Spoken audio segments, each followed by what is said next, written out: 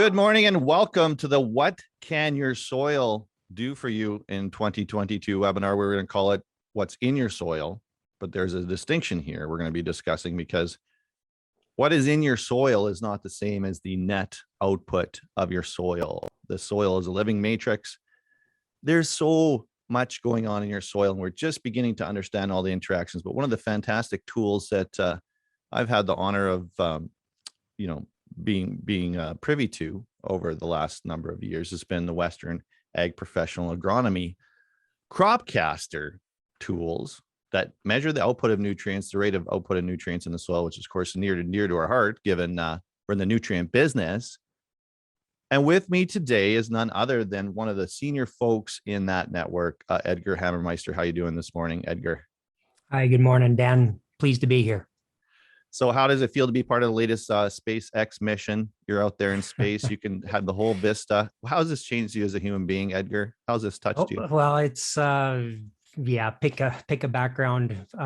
It's as I mentioned to you earlier, I just when I come in at night, I love looking up at the stars and just the glory that's up there, and also being in the rural Saskatchewan, having the opportunity to do that. The city folk don't know what they're missing. We have beautiful skies to look at.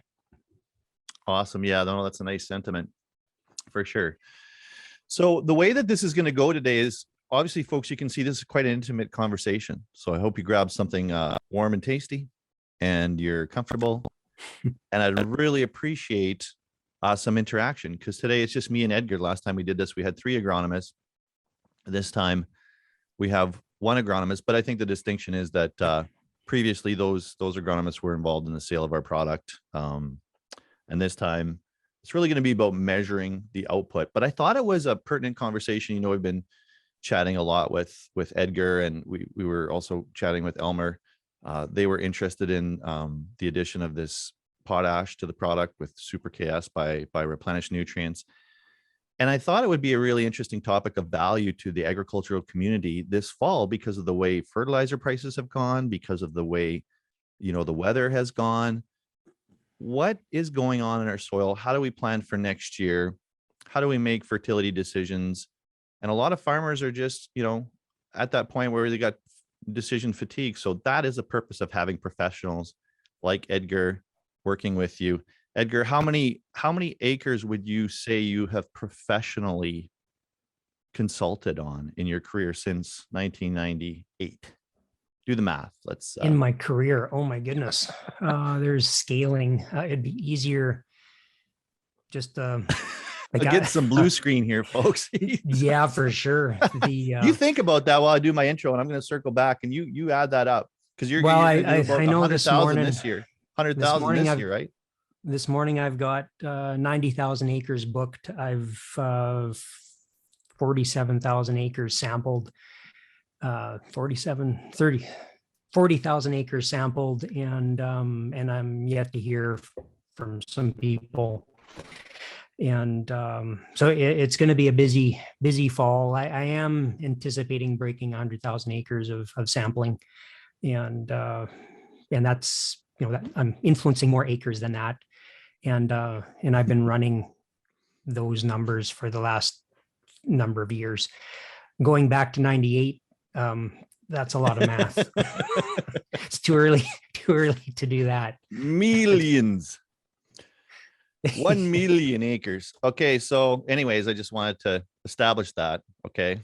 Not just some local yokel with a PRS probe running around. This fellow's an expert, and people pay him for his opinion.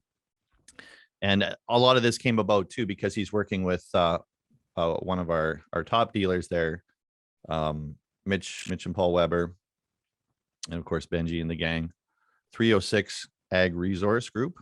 And he's been measuring the output of BioSul on those fields, and also recently joined the BioSul Nation by putting some BioSul on his fields. So we'll talk about that. But really today, I want to talk about what is the engine output, what is the horsepower on the racetrack for our 2022 Formula One car here, if you will, or NASCAR. I know some people are into NASCAR, but what is that car going to do when we put it on the track in 2022? Much like Formula One, it has a completely different configuration. I think This year was a game changer, so we'll talk about that. What is the PRS probes? How does the system work? How do we use this PRS analysis to measure the output of things like sulfate from BioSul and potassium from Super KS? I mean, we always get that question, and I was so excited to talk with Edgar to get a little bit of a clearer picture of what that actually is. So we'll share that with you. So please, in the chat at any given time, or in the Q&A, or raise your hand. I can certainly bring you in. I'm not going to put anybody on the spot, Jody Berglund, although I'd love to talk to you. Call me later. But yeah, please, I would love some interaction, some questions, any given time. Any questions you give to me, I will share with Edgar as appropriate. Just a note that for some reason in my travels yesterday, I may have lost my adapter, so I'm down to 54%. I may have to switch to my iPad, but I'm sure Edgar will carry on his presentation through it. But this is conversation. This is interview style. We can go anywhere you guys want with this. But let's get started. Let's get started, Edgar, just with what you do and how you help clients and the technology that you guys use to model the agronomy, the economics, and fertility and seed there. Can everybody see Edgar's screen there? Somebody give me a heck yeah. Real good. Well, thanks, Danny, and thanks for the opportunity. And I feel very fortunate to have the opportunity to work with Western Ag and the technology that we have. We're a crop planning business that happens to use a different set of tools in helping farmers make better decisions, what we feel is better decisions for the farm. We're a team of independent agronomy consultants. Most of the people affiliated with Western Ag are running their own crop planning or their crop scouting businesses, and then they use our tools to complement their work. And as people through, I guess, all the presentations that happened last year that were online and so many things that are accessible now, it's people are having a more and more appreciation that it's balanced nutrition makes for a healthier crop, competing against disease and weeds, and just has better opportunity for yield. So, it's all about the team, and we have a great interaction between our agronomists when questions come up or observations are made. We have internal discussions, but they're working in their own independent business, just happen to be affiliated with Western Ag. What is unique about Western Ag is that we are directly connected to the scientific effort that is happening to try and understand what is going on in our soils. The research side of the company is called Western Ag Innovations, and they work with researchers around the world to funnel, to work on research projects, to understand what's going on, and then that eventually gets funneled into the consulting side of the company that is Western Ag Professional Agronomy. And that makes us a little bit unique in that we do have that direct connection, and we are connected to kind of the latest research efforts that are occurring. And with that update, we're able to refine the tools that we use, particularly the PRS Cropcaster, the computer model that we use in doing our crop planning service. Everything starts off with understanding what's going on in the soil, and we use the plant root simulator probes. These were a technology developed by Dr. Jeff Shano at the University of Saskatchewan. They are an ion resin probe measuring the bioavailable nutrient supply. And I want to emphasize the bioavailable. There's no chemicals used in extraction. The probes are simply used directly in the soil, either in the field. In research, I guess I should emphasize, they're used in the field or can be used in the lab. For our purposes, when we're trying to, when we're trying to prepare scenarios or data for farm use, we bring things into standardized conditions. And an analogy that we often use is the like the Nebraska tractor horsepower tests. Under standardized conditions, what horsepower will the tractor put out at a given RPM? Excuse me, Dan. Yep.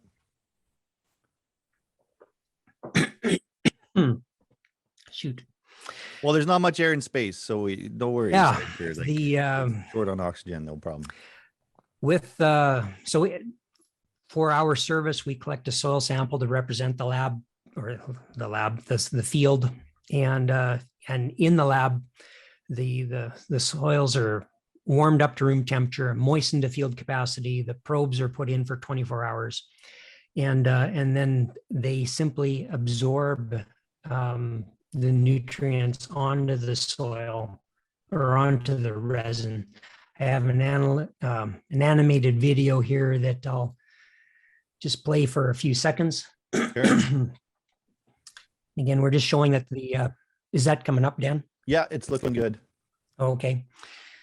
So the probes are in the soil sample. A warm, moist soil becomes biologically and chemically active. And as the nutrients start to cycle off of the clay and off the organic matter, a plant doesn't care where that nutrient comes from. As long as it moves into soil solution, it's going to be available to the plant. And all the interaction, all the interaction between the nutrients, between calcium, magnesium, potassium, the influence of soil texture in diffusion rate, all those interactions are simply the sum output is measured by the PRS probe. So it is a very simple process, but measuring an awful lot of what's going on that relates to the plant root environment. Perfect. So that's how we collect our data. And then we use the PRS Cropcaster. It is a computer model that we use with the customers to go through developing various different scenarios in developing crop plans. And I'm excited this morning, Dan, to share with you. This is a world premiere. This is huge. I wish I had some effects or sound effects or something I could hit or clap. The world premiere, and that I'm honored. We've got it's an update to the model. And for those who are familiar with working with models, and in science, a model, you're working with a set of assumptions, but the models are improved as the science evolves, and that's what we have available for the 2022 crop year. Mm-hmm. Is we have I guess what we've internally been nicknaming the potassium dynamic Cropcaster, and we'll get into the meaning of that in a little bit, but just for the viewers who are not familiar, to talk through a little bit what we have going on here. So everything again starts off with the soil. We have a water storage index, which principally is what is the texture of the soil, what is its water holding capacity, and the soil density. If there's compaction layers related to interfering with root development or not. As we go up into the top of the dashboard here, we have the growing season influences of available moisture for the crop and how warm or cold the growing season is through growing degree days. And then we have the soil chemistry aspect of pH and salinity. And then we have the nutrients that have been analyzed for. And the red lines here are like fuel gauges. The longer the line, the greater the soil supply rate of that nutrient. And these supply rates are not constant. I'm just going to click that over to canola here for a moment. But these supply rates, they change with the type of growing season that we have. So if we have a drier growing season, you'll notice that those supply rates have all gotten smaller, Dan, because there's less moisture. the soil is turning over slower, less biological activity. If we have a wetter growing season, the supply rate of all those nutrients goes up, and more is available because of the increased ease of growth and the biological activity in the soil.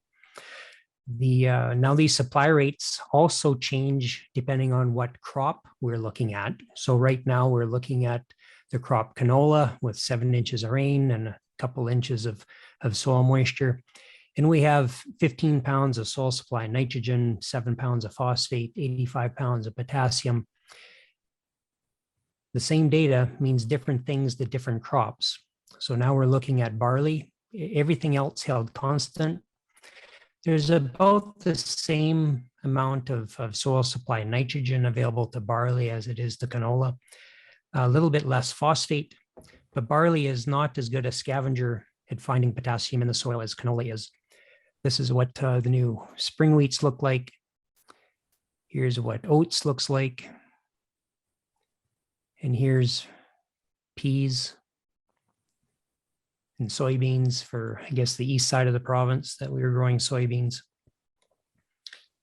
So the same data means different things to different crops because of the rooting characteristics exploring the soil. And so that's the basis of our doing economic comparisons.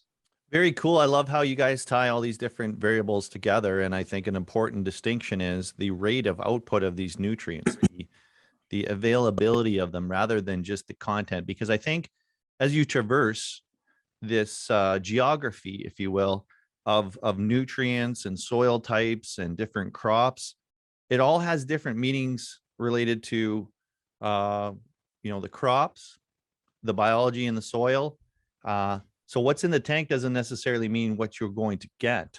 And different nutrients seem to have different characteristics measured by soil tests. For example, with sulfur, it's only available on a soil test in the sulfate form, whereas BioSul is in the elemental form. So you can't really measure that on a soil test. We can only measure the output, which is what your modeling does. And I'd be interested to hear about the sensitivities of this to potassium and some of the other nutrients. But I take it you're measuring all of these in the context of what's going to be coming out of the soil as related to the crop and how much moisture there is. And then you can literally fine tune that into an economic model. And I'd like you to comment on that. And where I want to go with this too is like, what in the heck is 2022 looking like with the cost? Because I see you're at 50 cents for nitrogen, 45 cents for phosphorus, 40 cents for K, which you can see, that's true for our pricing. The BioSul sulfur is about 20 cents, but the rest of those numbers,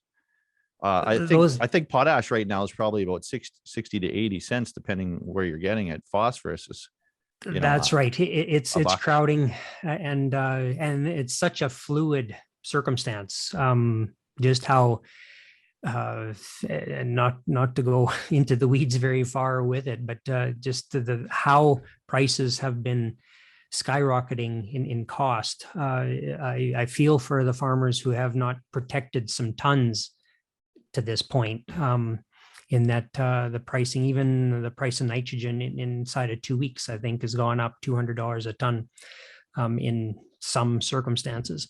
And so where to set prices? Well, it's a fluid thing, but about the economics, Dan, that's really what is great about the cropcaster, because it's one thing about trying to build a maximum yield. Actually, I don't like talking about maximum yield, in that usually in my mind relates to bragging rights on Coffee Row, but not necessarily you being able to buy the round on the next round of coffee. It's all about economic yield. You don't have a dial for bragging rights at the coffee shop? No, we don't. I'll talk to Ken Greer to see what we can do. Get Ken to put that in there. I think that'd be awesome. A little coffee cup, little slider. What I said at the coffee shop. Right. Well, I guess what we want to encourage the farmers to have, though, is bragging about, what is their net income. It's not maximum yield, because for the macronutrients, nitrogen, phosphate, potassium, sulfur, we have yield response curves. And what our conversation with our customers is where onto these curves do we stop spending money on the nutrients? I'll maybe switch over to barley just so that there's a little bit more of some extra curve there. But where on this curve do we stop spending money? And if we were buying nitrogen in the summertime, we've got 60-cent nitrogen to work with. We're going to be moving up the curve. And if we're buying 90-cent a pound nitrogen, well, then we're going to be working down the curve. But the model lets us do those calculations for us, and we can compare 5 inches of rain to 7 inches of rain to 9 inches of rain, and what happens if we fertilize for 9 and only get 4, or let's not go that extreme. If we fertilize for 9 and we only get 7. Mm-hmm. And so the cropcaster can do an awful lot of risk reward analysis.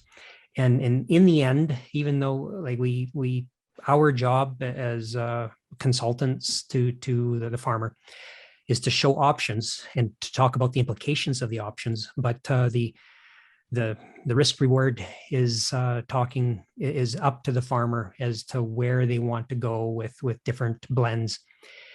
And I'm not sure how big that is on your screen. I did a pop-up there, and it's comparing. And again, this is it's not current pricing, but this will get the point across. It's using 6 1/4 wheat with some older nitrogen prices versus $4 barley. In essence, everybody can just do 2x almost, and the numbers work. But to compare the spring wheat and fertilizing to get a 13.5 protein and using the same blend on barley, the economics are pointing, in this case, our forecast net income on a 69 bushel crop, that the income is going to be about $165 an acre versus the feed barley at respectable yield, 107 at 160. And so that's with a feed price. And if there's a little bit finessing to do with the blend, and this is with kind of a light loam textured soil, we can finesse the blend a little bit. And for the fertilizer prices for $7 of risk, there's an opportunity for another $10 of income. And we can back and forth this a little bit. Now, this is fertilizing for a feed barley. I just want to go back. If we use the wheat blend, the 110-30-00, and I look at the nitrogen curve for the barley, here we do have a protein risk, and we're probably going to stay at a feed price. But if we use a balanced blend for the barley, there I've pulled back on the nitrogen. We're at 110, now we're down to about 95. We've upped the phosphate a little bit. We balanced with some potassium.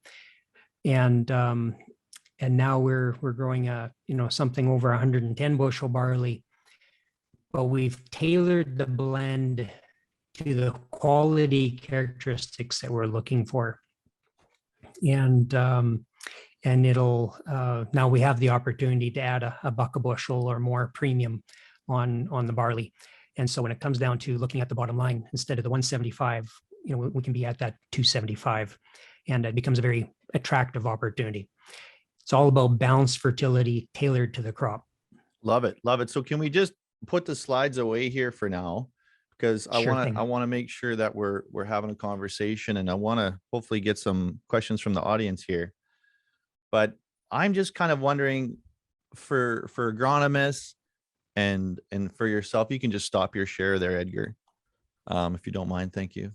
For folks in the business this fall, and for what you guys do as agronomists for producers, what problems are you really solving? Because producers have a lot of tough decisions to make going into next year. And it's very difficult circumstances to know exactly how to apply fertilizer. And if you actually have a modeling tool, you know, you can provide with a certain degree of accuracy and consistency a path forward. So sometimes I think what agronomists are actually providing is a simple solution to decision making, of which farmers have to decide on equipment, they have to decide on fertility, they have to decide on manpower, accounting.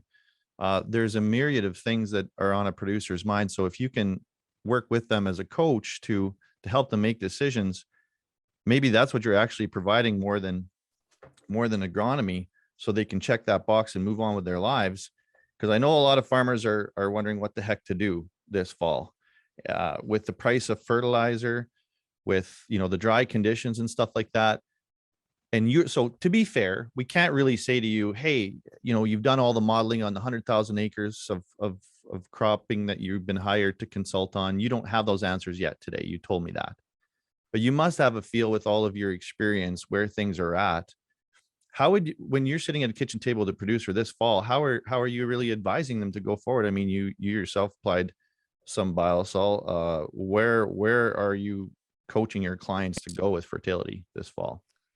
Or do you know yet? Well, it's for I work in a fair sized geographic region, so I do get to see a lot of fields, but the gradient is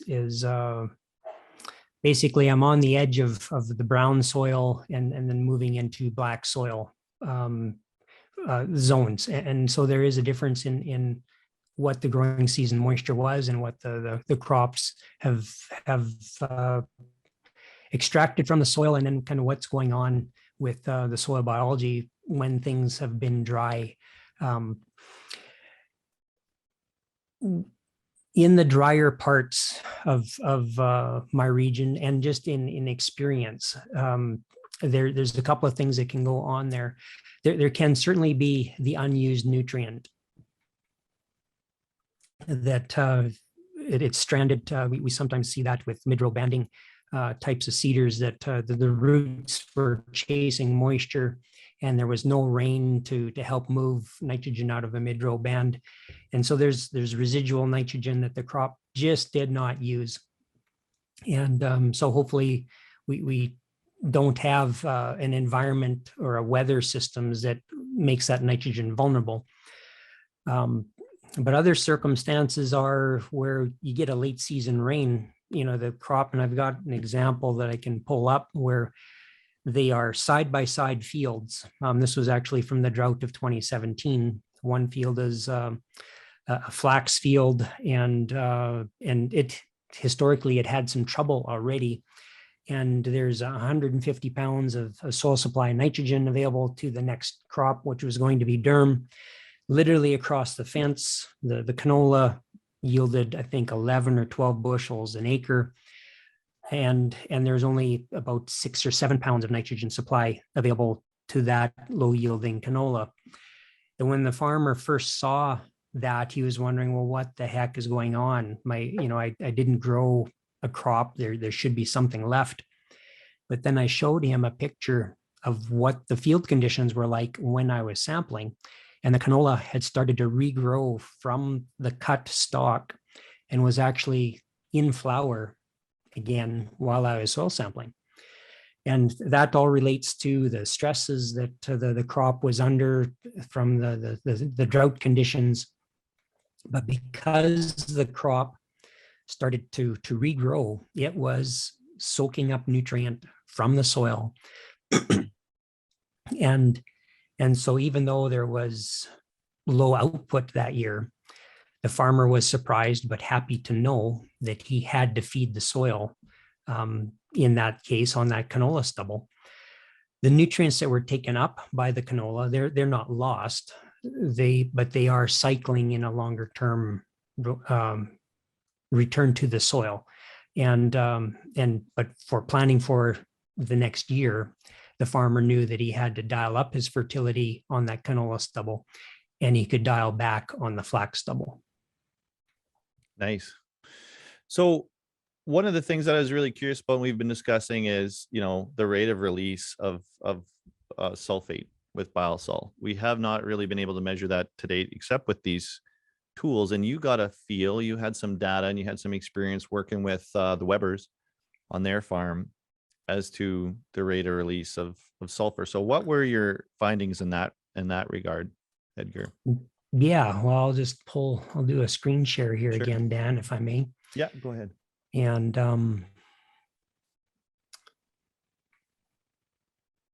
just find those. There it is.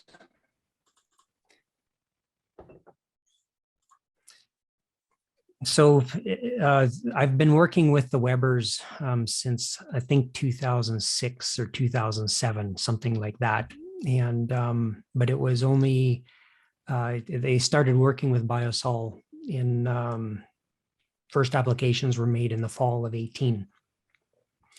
And I have a number of fields, but they all basically look like this one, the southeast of 7. And so in the fall of 17, we had, they broadcasted the BioSul, and this is where the sulfur supply rates were. In the fall of 19, there were some eyebrows up in that, we put all those pounds, and refresh my memory, like what's the Webbers would have done a standard BioSul application rate. Yep. How many pounds of product? That'd be 220 pounds of product giving Would you that over be 150 pounds of actual S. Right. So the all summed up, so in the fall of 19, eyebrows were up as to where we put all this BioSul on, where is the sulfur. And now I can appreciate that a lot of farmers have probably mentally blocked out the fall of 19, because that was one. That was not a just miserable, farmers. That was a miserable wreck, man. That was a horrible fall for us too. harvest. Yep. And in the Carlisle area, I think it was north of 13 inches of rain that they received after the 1st of August. So for the biological activity converting elemental sulfur into sulfate in plant available form, sulfate is water mobile, and getting all that rain just kept flushing the sulfates out of the root zone, or out of our sampling zone. I'll rephrase, out of our sampling zone, which is, we focus on the 0 to 4 inch depth. And so admittedly, if we would have done a second depth analysis, which we sometimes do, we would have been finding some. But our standard sampling protocol, things had leached out of our sampling depth. But because it was only 1 year into the program, we knew that there's elemental sulfur there, and it will be metering, converting and being available to the crop. So we didn't make any supplemental sulfur additions in this case. We trusted in what the BioSul should be doing. And so sampling in the fall of 2020, the sulfur levels have bounced right back up. And I did get a sample this fall already on that field. And there is a legacy impact of the BioSul. It is doing what it's designed to do. Or the elemental, how it works. It keeps converting over time. And we're only 3 years into this. It's usually thought, about 4 to 5 year supply. Yeah, we just had that question from Kevin Judd. Thank you. Is that a 5-year app? Absolutely. So typically the 5-year rate is 220.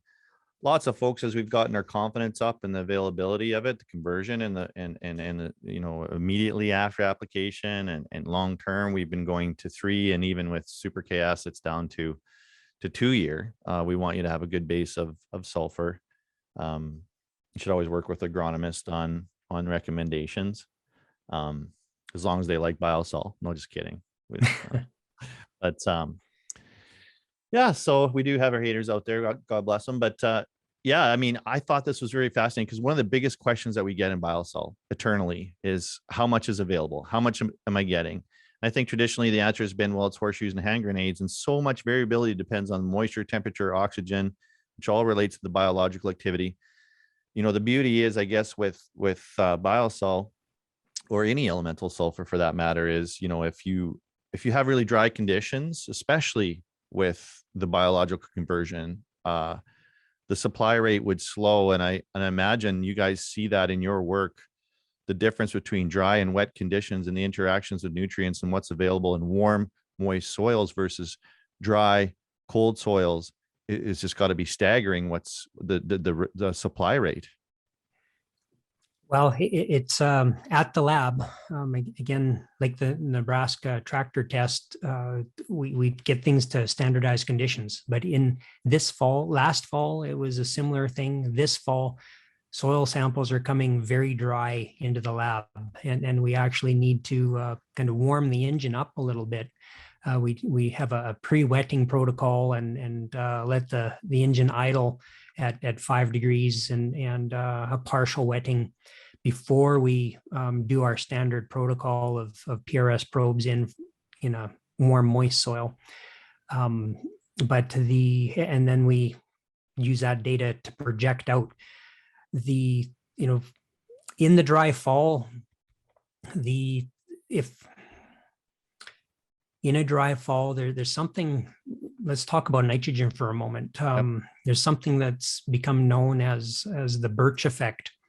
And when soils go through a drying phase, an extended drying phase, and when I mean extended, I'm talking about no moisture for weeks. The soil, first it goes from having some moisture, then it turns hard like pavement. But then as it dries down, it starts turning into dust. And the particles of soil, they start breaking down as they give up moisture. And as those particles do break down, there's more and more organic matter being released. The surface area is becoming available. And when that soil is moistened up, there can be this flush of mineralization, of nutrient cycling.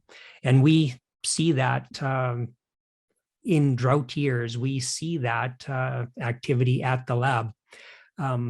For my customer base, I'm not anticipating much of not very much residual nitrogen or a high nitrogen supply rate, because in the fall of 2020, we were already seeing high supply rates because of the kind of fall we had, and our customers were dialing back.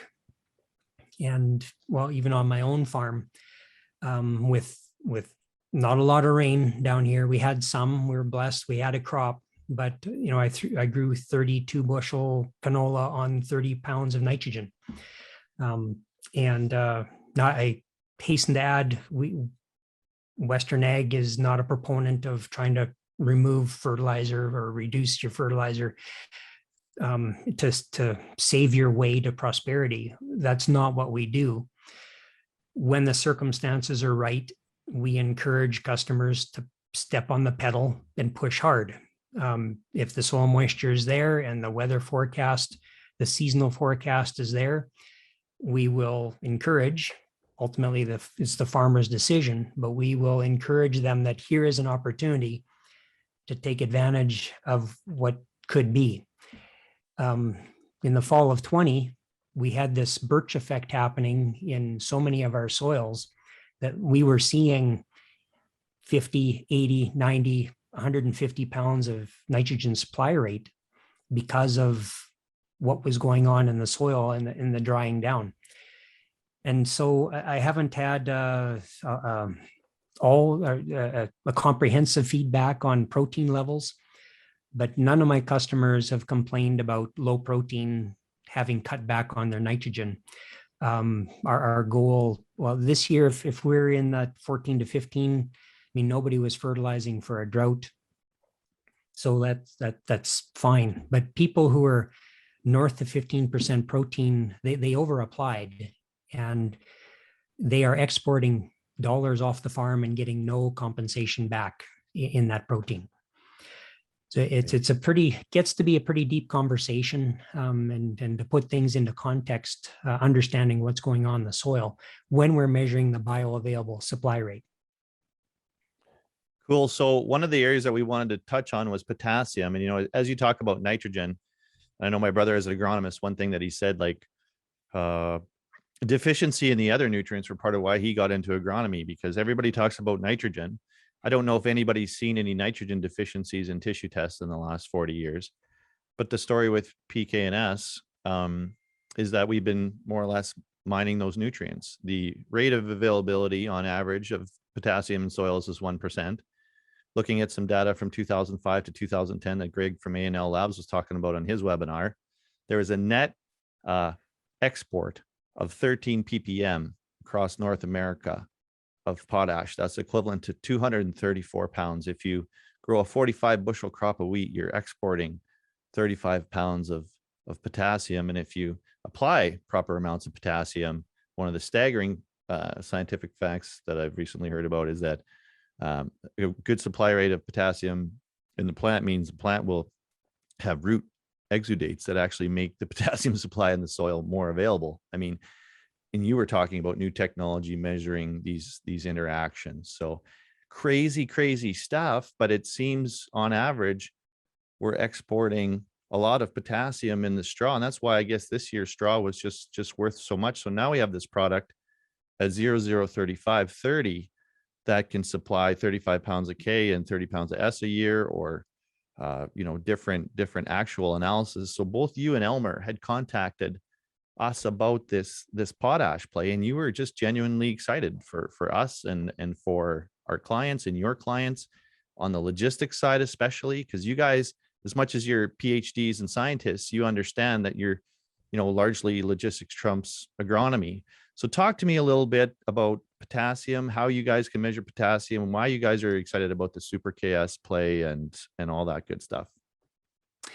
Well, it all comes back to how the PRS probe is measuring nutrient supply rate in the soil sample. And again, it's because it's an ion exchange resin, it's a passive measurement. And as potassium is being released from the soil in the sample, as it diffuses through the soil, it becomes attached to the resin, and it's the movement through the soil and the buffering capacity of the soil is mimicking. I guess what we're seeing in the lab is mimicking what's going on in the real world for a plant root. And the PRS probes are measuring those interactions. There's an immediate supply. Like as soon as you stick something in the probe into the soil, like potassium will attach right now, but that's your immediate supply. Then you want to understand, well, what is the buffering capacity of the soil? Like, is there a continuity of supply, or is it just a real quick one-off? And different soil textures have different abilities to buffer the supply rate and maintain it. And then there's the consideration around, well, what are the nutrient interactions? How does calcium and magnesium interfere with potassium movement to the plant root? And that's because we're measuring all those interactions. The supply rate of potassium is taking on the PRS probe is taking into consideration all those ratios and other things that are being measured for. Wow.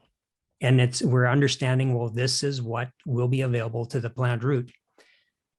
Now, then, okay, what kind of plant root are we talking about? Is it canola? Is it barley? Is it rye? Those all have, you can have a soil supply rate, but the crops, then it comes to the crop's ability to find that supply rate. And that's what we model. The importance of potassium, without having we can do a whole session on potassium. But it kicks off, I think it's 60 different enzymatic processes. It helps with osmoregulation in the plant. It helps the plant manage the nitrogen in the plant. The conversion of nitrogen from nitrate into the different amino acids and eventually into protein. Like it is, potassium is not a component of protein, but it is a very important cog in the gear building protein. And so if you, and a lot of farmers think, well, nitrogen is the most important nutrient. They don't appreciate that potassium is almost taken up 1-to-1 with nitrogen to build yield.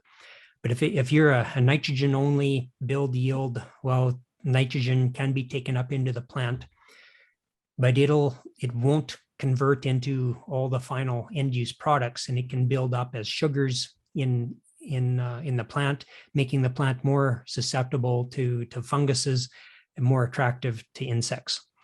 So it's about balanced nutrition, and a balanced, just like humans with a balanced diet, we're healthier, we can take on the stresses. It's the same with plants. Balanced fertility makes for a strong, healthy plant and interacting with its environment, versus when things are out of balance, then you're susceptible to disease. I love it. Yeah, I think as we go forward, both on the human front and at the soil level, we're going to really have a lot more conversations about how impactful nutrition is on disease. And it's amazing. I was at the park the other night with my daughter playing out there. It was beautiful weather, and ran into a teacher who was concerned about, she didn't know what business I was in, but she said, we're talking about health and COVID and everything and your natural immune system. And she was talking about, for her, she's very focused on her health. And because she was concerned that the soils were very deficient. And this is a young teacher who's from the farm.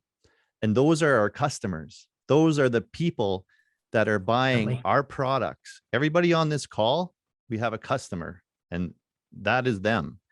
And they are going to be voting with their dollars. And there's this whole theme about nutrient density in the soil and in the plants, that and the balance. Potassium makes nitrogen a lot more efficient. And I think we're going to see a lot more of those themes going forward. So we have a couple quick questions from the audience here, and we're going to wrap this up very shortly. My battery has managed to last, and I'm glad that the systems on the space station are still working for you. It looks like we're good.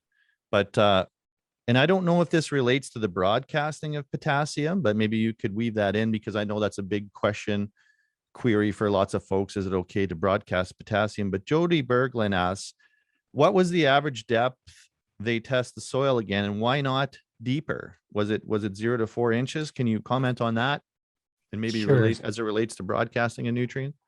So our standard sampling procedure is focusing on the 0 to 4 inch depth. The reason why we focus on that sampling depth is that is where the greatest concentration of organic matter is, where the greatest concentration of plant roots are, and where the greatest amount of nutrient cycling is occurring. And so we want to get a good measure of that. The Cropcaster model does do some extrapolating to depth. And there are circumstances where we will do a second depth sampling. It can be drought related. It can be other management aspects. If there's a manure history, and those are some of the reasons why we would go for a second depth analysis.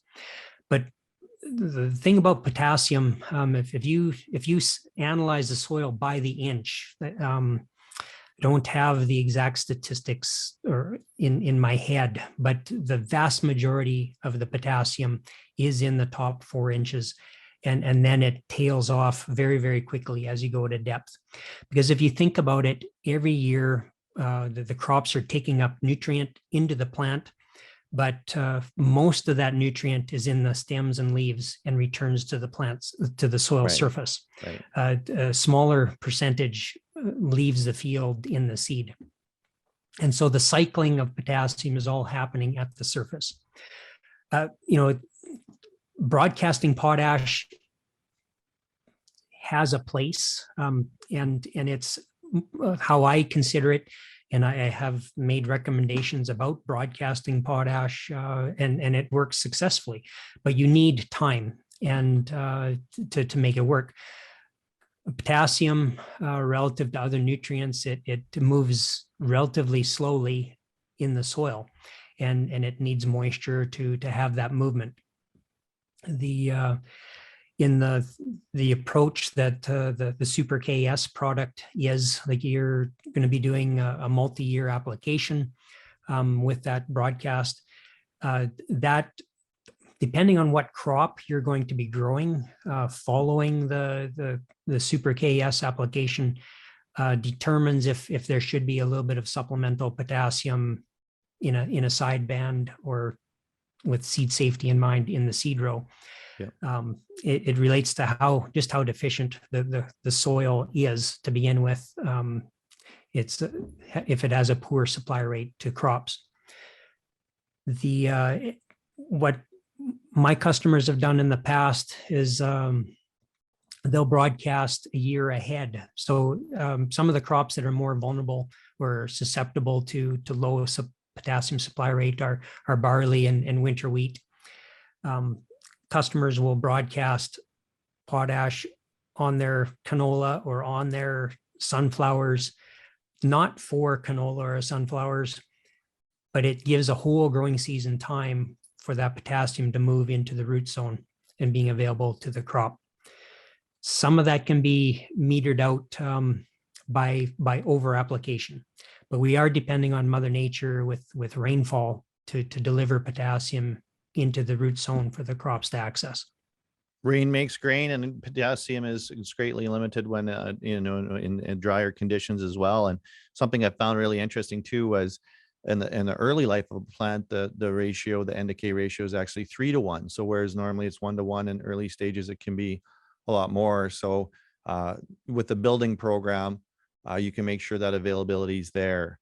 And with lateral rooting, I think that plants can access the potassium that is available through broadcast. And I know my brother has been doing it for years and years and years before the advent of this tremendous product. Very quickly, getting low on battery, and we're getting close to the top of the hour, my friend. Matt Mace is asking, can farmers put a PRS probe in their field for a portion of the growing season to measure real world nutrients? Well, that's what the research scientists do.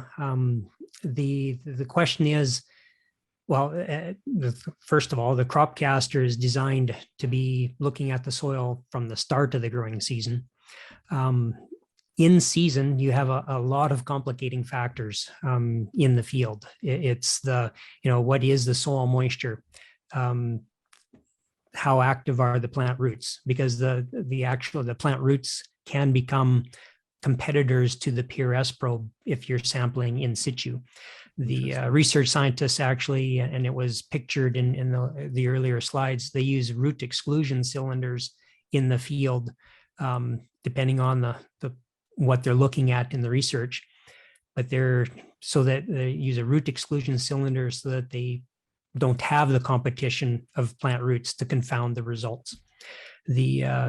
For farm purposes, it's all about understanding what is the supply rate as measured before plants are competing for those nutrients, and then we project out for the rest of the growing season. Fascinating. Well, I think we're going to leave it there. Really happy that I made it through with all my battery. Thank you, Steve Jobs, for building a wonderful machine that works like a top.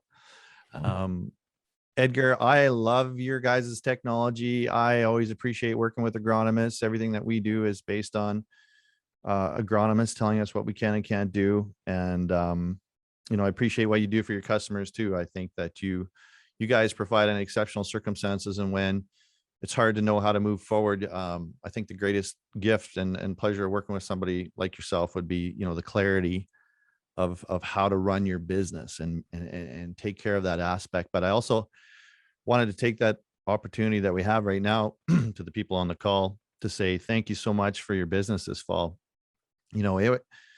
It's been hard to know exactly where the fertilizer market would be for us in the summer, but I can tell you, like, we're having a fantastic run, and I think it speaks to the product that we're offering.